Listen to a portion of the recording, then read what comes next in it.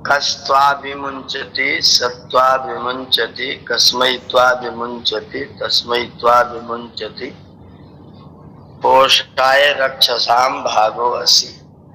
ये मंत्र है। का त्वाम विमुंचति, कौन तुमको छोड़ देता है। कहा त्वाम विमुंचति, तुमको कौन छोड़ देता है। उत्तर दिया सह त्वाम विमुंचति, वह तुमको छोड़ देता है। कौन तुमको छोड़ देता है, वह तुमको छोड़ देता है। क्यों तुमको छोड़ देता है। तस्मै त्वाभिमुञ्चति, इसीलिए तुमको छोड़ देता है। किस लिए। क्योंकि पोषाय रक्षसाम भागः असि, क्योंकि तुम रक्षसाम भागः पोषाय असि, क्योंकि तुम राक्षसों के पोष को अपने भाग से राक्षसों का पोषण कर रहे हो, असुरों का पोषण कर रहे हो। तुम सुरों का पोषण नहीं कर रहे हो, तुम असुरों का पोषण कर रहे हो, इसलिए वह परमात्मा तुमको छोड़ देता है। परमात्मा तुमको छोड़ देता है, तुम्हारे ऊपर अपनी कृपा करना बंद कर देता है। दया उसकी स्वभाव से है, वो होती रहती है, लेकिन तुम उसकी कृपा प्राप्त नहीं कर पाते हो, क्योंकि रक्षसाम पोषाय भागः असि। तुम्हारा सारा जो भाग है, जो सारा भजनीय अंश है, उस अंश को तुम राक्षसों के पोषण में लगा देते हो। एक सुर है, एक असुर है। सु कहते हैं अच्छे को, रा कहते हैं रत होने वाले को। जो अच्छाइयों में रत है वो सुर है, और जो असु माने प्राणों में ही रत है वो असुर है। तो जो अपने प्राण पोषण में लगा हुआ है, सुबह से जगने के बाद से लेकर के और देर शाम तक व्यक्ति ने सारे दिन अपने प्राण पोषण के कार्य किए। उठा, शौच गया, पहले चाय पी लिया, शौच गया, तब तक अखबार आ गया, उठ के अखबार देखा, अखबार देखने के बाद जाके नहा लिया, नहाने के बाद नाश्ता कर लिया, नाश्ता करके दुकान या ड्यूटी पर चला गया, दिन भर अपना काम या ड्यूटी करता रहा, शाम को लौट के आया, फिर चाय पिया, चाय वाय पी के बाजार चला गया, बाजार से सामान खरीद के लाया, घर में बैठा टीवी चला लिया, न्यूज देख रहा है, और न्यूज देखने के बाद तब तक उधर देवी जी ने भोजन बना दिया, भोजन बन गया तो आवाज दी गई, भोजन कर लिया, और भोजन करके थोड़ी देर अपना ये भी टीवी देख करके टाइम व्यतीत किया, और फिर नींद आ गई तो सो गया। सवेरे जग के फिर वही दिनचर्या। तो पूरे दिन हम अपना जो कार्य करते हैं वो सब का सब प्राण के पोषण के लिए है, आत्मा के पोषण के लिए नहीं है। तो वेद भगवान ने कहा तुम जो असुरों के पालन पोषण में लगे हो, केवल प्राण के ही पालन पोषण में लगे हो, उन्हीं की प्रशंसा करते हो, उन्हीं का काम करते हो, और प्राण जिनके साधन है उनके बारे में सोचते भी नहीं हो।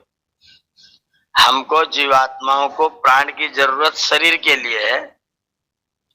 अगर शरीर ना हो तो हमको प्राण की कोई जरूरत नहीं है। हमें व्यक्तिगत प्राण की आवश्यकता नहीं है। हमें प्राण की आवश्यकता शरीरों के पालन पोषण के लिए है।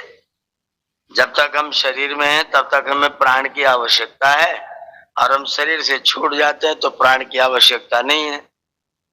और प्राण की आवश्यकता नहीं है जब तक शरीर नहीं है, और शरीर है तो प्राण की जरूरत है। तो जब तक शरीर है तब तक प्राणों का ही काम कर रहे हैं, और कुछ काम ही नहीं कर रहे हैं। अपने लिए कुछ नहीं किया, सब प्राणों के लिए किया। दिन भर की सारी दिनचर्या केवल अपने कार्यों में और अपने शरीर के कार्यों में, अपने मन के कार्यों में ही लगाते रहे। मन भी सूक्ष्म शरीर का अंग है और स्थूल शरीर तो है ही। तो सारे दिन जो हमारी सोच, जो चिंतन, जो विचार है, नौकरी मिली कि नहीं, कैसे करूंगा, छुट्टी कितनी लूंगा, सीएल कितना बाकी बचा है, प्रोन्नति कैसे होगी, और फिर कितना वेतन मिलेगा, फिर और क्या काम करना है, फिर और क्या काम करना है, कितना मकान, कितना दुकान, कितना क्या करें, कितने रिश्ते, कितने नाते, कितनी दोस्ती, कितने पद, कितनी प्रतिष्ठा, सब का सब असुरत्व है। ये सब का सब प्राण के पोषण के लिए है। तो तू प्राणों के पोषण में लगा रहता है, असुर बन रहा है, असु के पोषण में लगा रहता है, इसलिए तू असुर हो रहा है। और तेरा सारा भाग जो तू कमाता धमाता है, जो कुछ प्राप्त करता है, वो शरीर तक ही सीमित है। आत्मा के लिए तू कुछ भी नहीं करता है, इसलिए फिर परमात्मा धीरे धीरे तुझको छोड़ देता है। फिर तू अपनी तरीके से जाके रह, जैसा भी हो जाके भोगेगा। पशु योनि में चला जाएगा, वृक्ष योनि में चला जाएगा, जहाँ विचार करने का कोई अवसर नहीं मिलेगा। तो परमात्मा अपनी कृपा जो हमको मानव बना करके दे रखी है, वो कृपा परमात्मा अपनी बंद कर दे और दया पूर्वक हमको मुक्त करने के लिए अन्य शरीरों में भेज करके हमारे भोगों को भोगवाएंगे, भोगों की प्राप्ति कराएंगे। भोग उपलब्ध होंगे लेकिन योग उपलब्ध नहीं होगा। तो योग की उपलब्धि करने का अवसर केवल मानव जीवन में ही है। और मानव जीवन में आकर के अगर हमने कुछ नहीं किया, आप देखें सारे जगत में जितने भी मनुष्य हैं, उनमें से कितने लोग प्रातः काल उठते ही केवल शारीरिक व्यवस्था के लिए जुटते हैं। महिलाएं पूरे दिन, आज सवेरे नाश्ता क्या बनेगा, बना के खा के बर्तन धो के रख दिया, फिर दोपहर का भोजन क्या बनेगा, फिर बनाया, फिर बना के खा के धो के रख दिया, थोड़ी देर सो गए जगे तो फिर क्या बनेगा, फिर शाम को बना करके भोजन कर लिया, उसके बाद में अपना सो गए। तो सारे दिन सोना जगना यही सब करना है, असु में रत रहना है, प्राणों के पोषण में रत रहना है। इसके अतिरिक्त और कोई कार्य आत्मा के लिए अपने लिए नहीं करता है।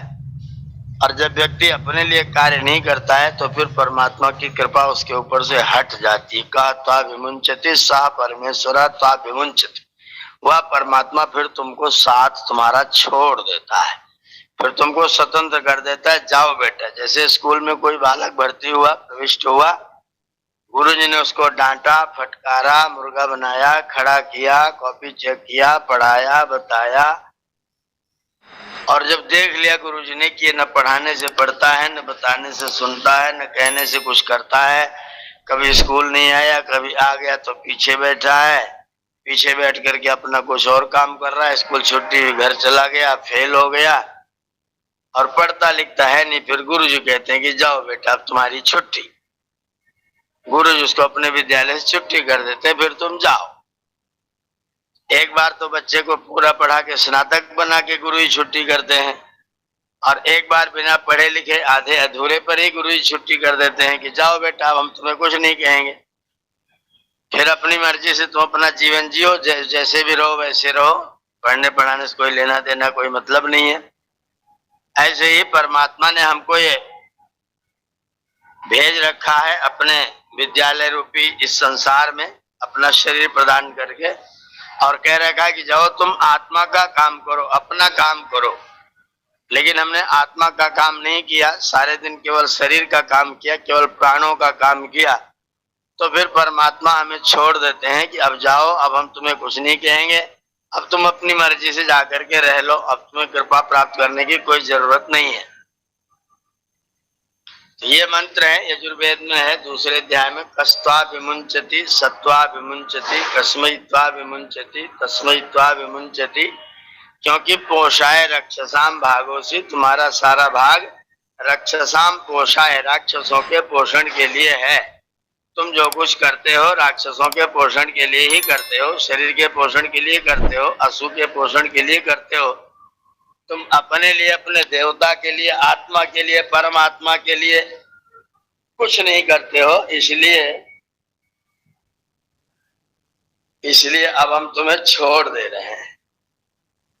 ये मंत्र हमको बताता है कि परमात्मा हमको फिर छोड़ देता है अगर हम उसकी बात नहीं मानते हैं, उसका काम नहीं करते हैं, और अपने लिए कुछ नहीं करते, आत्मा के लिए कुछ नहीं करते, सब काम शरीर के लिए करते हैं, तो फिर परमात्मा की कृपा हमारे ऊपर से हट जाती है। ये मंत्र है जी।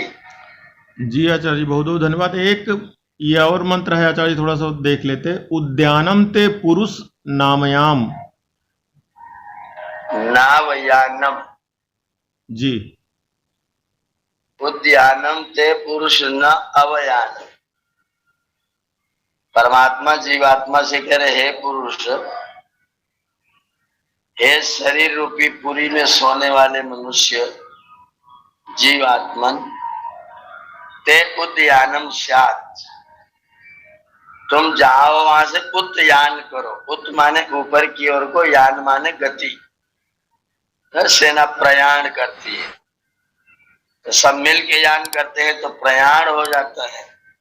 और यहाँ कहा गया तुम अपना करो तो उद्यानम ते, एते माने तुम्हारा है पुरुष, तुम्हारा उद्यानम स्यात्, तुम्हारी उन्नति सदैव होती रहे। तुम कभी पतन की ओर को मत जाना, तुम उत्थान की ओर को जाना।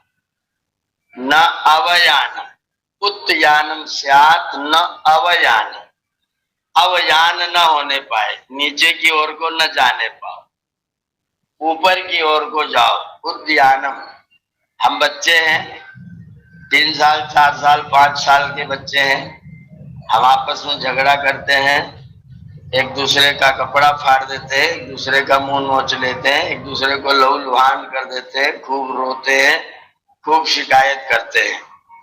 और शिकायत करने के बाद थोड़ी देर बाद फिर जिनसे झगड़ा हुआ था उन्हीं के साथ दोस्ती करके खेलना शुरू कर देते हैं। तो अभी इसने मुझे मारा था, नोचा था, ये सारा का सारा भाव ही भूल जाते हैं। और जब हम थोड़े बड़े हो जाते हैं, बूढ़े हो जाते हैं, 50 साल 60 साल के हो जाते हैं, तब कोई हमें कुछ कह देता है तो उससे इतने ज्यादा नाराज हो जाते हैं कि बोल चाल बंद कर देते, वर्षों नहीं बोलते चालते हैं।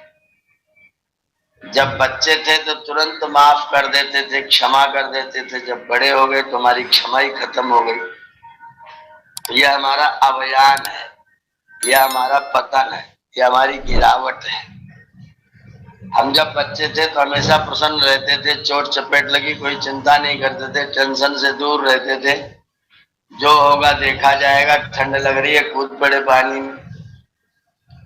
अब हम बड़े हो गए तो अब हम लोग बड़ा टेंशन में रहते हैं, कुछ ना करना हो तो और ज्यादा टेंशन में रहते हैं, करना हो तो भले ही कम टेंशन में रहे। और जिसको करना है वो कम टेंशन में, जिसको कुछ नहीं करना है वो ज्यादा टेंशन में है।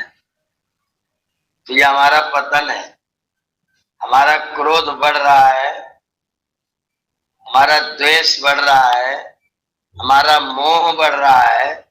हमने अपने पुत्रों को गोदी में लेकर के खिलाया, खिला पिला करके उनको बड़ा कर दिया, पढ़ा लिखा दिया, ब्याह शादी कर दिया, सब कुछ हो गया। अब हम पोतों के पीछे पड़े हैं, अब हम उनको खिलाने के चक्कर में पड़े हैं। अगर उसकी माँ उसे डांटे मारे तो उसको हम ला के अपने पास में रख लेते हैं, कुछ उसको कहे तो हम उसकी सुरक्षा में जुट जाते हैं, उसके लिए अपना सब कुछ करना शुरू कर देते हैं। तो हमारा मोह फिर अगली पीढ़ी के लिए बढ़ना शुरू हो जाता है। जो हमें वैराग्य होना चाहिए था कि हमने अपना काम कर लिया, अपनी पीढ़ी बराबर कर दी, अब उसके अपने माता पिता कहा के वो अपने बच्चे को प्रेम करे, जैसे रखना चाहे रखे, उनकी इच्छा अपनी मर्जी। और अगर कुछ देना भी हो तो सजेशन देंगे, बाकी कुछ नहीं देंगे। लेकिन वहां भी हम अपने पोते के मुंह में पड़े रहते हैं, फिर उसकी शादी हो जाती है तो अच्छा, फिर उसका ब्याह हो जाता है, फिर उसके भी बच्चे हो जाते। इस तरह से अपने मोह को हम बढ़ाते जाते हैं। ये हमारा पतन है, ये हमारा अवयान है। तो वेद भगवान कह रहे हैं कि तुम्हारा अवयान नहीं होना चाहिए, तुम्हारा उदयान होना चाहिए। तुम उन्नति की ओर को जाओ, तुम बड़प्पन की ओर जाओ, तुम प्रसन्नता की ओर को जाओ। अगर तुम बूढ़े हो गए और तुम्हारी प्रसन्नता समाप्त हो गई तो फिर तुम्हारा पतन हो गया। इससे अच्छा तुम बचपन में थे तो खूब खुश रहते थे, अब तुम हंसते ही नहीं हो, अब तुम्हें हंसी नहीं आती, 24 घंटा तुम नकारात्मक सोचते हो, हमेशा प्रश्नवाचक सोचते हो और दूसरों के दोष देखते रहते दिन भर बैठे बैठे।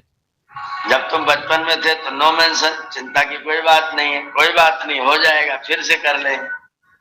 अब आप बूढ़े हो गए तब आपकी चिंता बढ़ती ही जाती है, आप अपने टेंशन को दूर करते नहीं।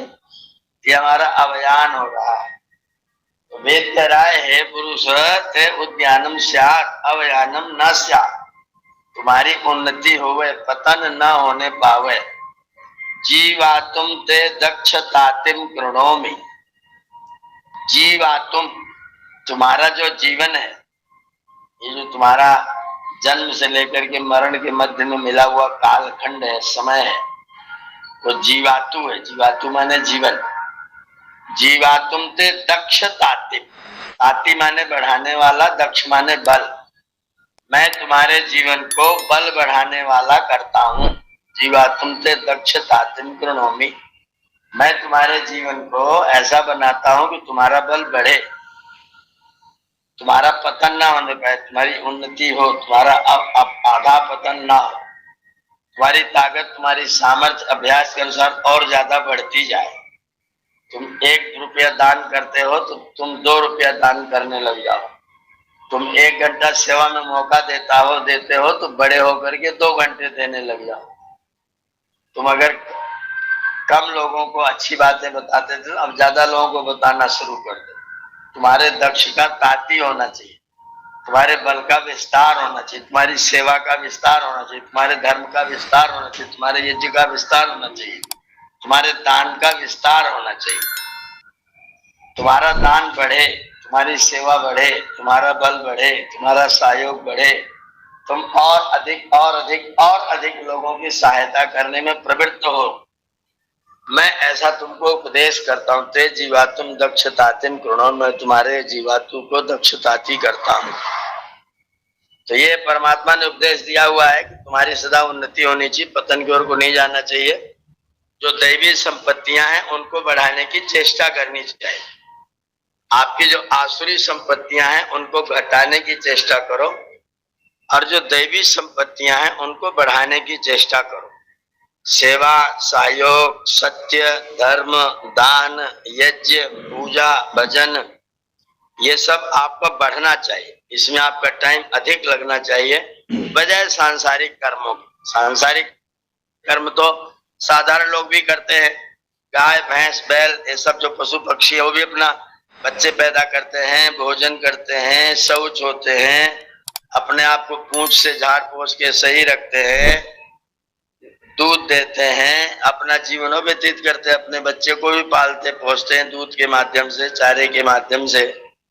तो उतना काम तो वो भी करते हैं। अगर तुम मानव के तन में रह करके मानवता का विकास न कर सके, अगर तुम्हारे मानव के तन में रहते हुए मानवता का विकास न हुआ, मनुष्य पने का विकास न, मनुष्य पना मन विचार, मत्वा कर्माणि सीवेत्य सो मनुष्य, जो विचार करके कर्मों को करता है वो मानवता है।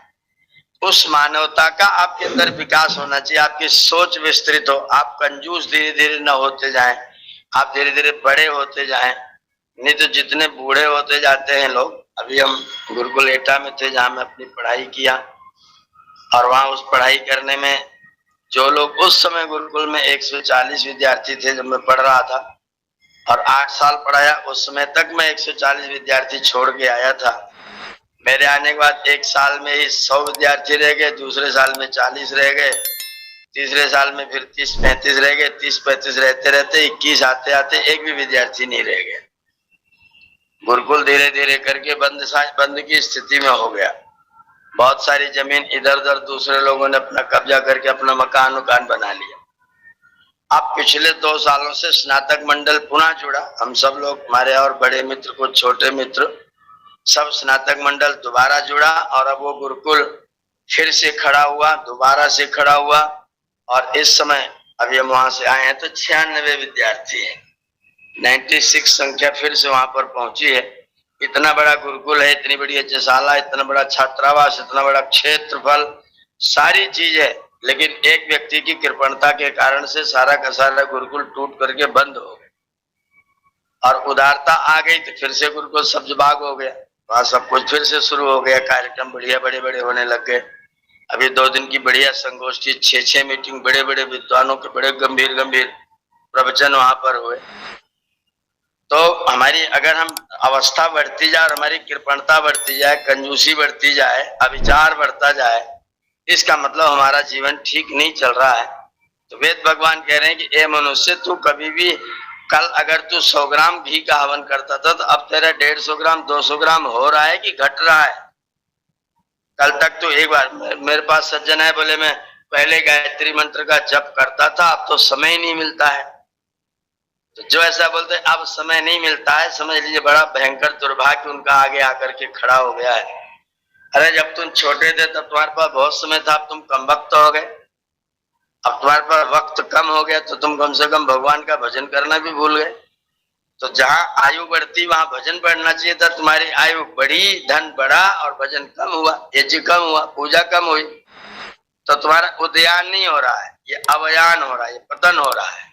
सांसारिक वस्तुओं का संचय उत्थान का कारण नहीं है, आत्मिक वस्तुओं का संचयन ही उत्थान का कारण है। अगर हमारा आत्मिक ज्ञान, आत्मिक बल, आत्मविद्या, आत्मधर्म नहीं बढ़ा तो फिर हम जो कुछ भी ये धन संपदा मकान दुकान बढ़ाते रहते हैं, ये तो सब पतन का ही रास्ता है। इसमें कोई उद्यान नहीं है। हम लोग इसी को उन्नति समझते हैं, इसी को समृद्धि समझते हैं, लेकिन वास्तव में समृद्धि नहीं है, ये वास्तव में हमारा अवयान है, मानवता का पतन है। तो हमें अपना उद्यान करना चाहिए, अवयान नहीं करना चाहिए। तो उद्यान की ओर बढ़े, अवयान की ओर न बढ़े, ये वेद मंत्र का संदेश है।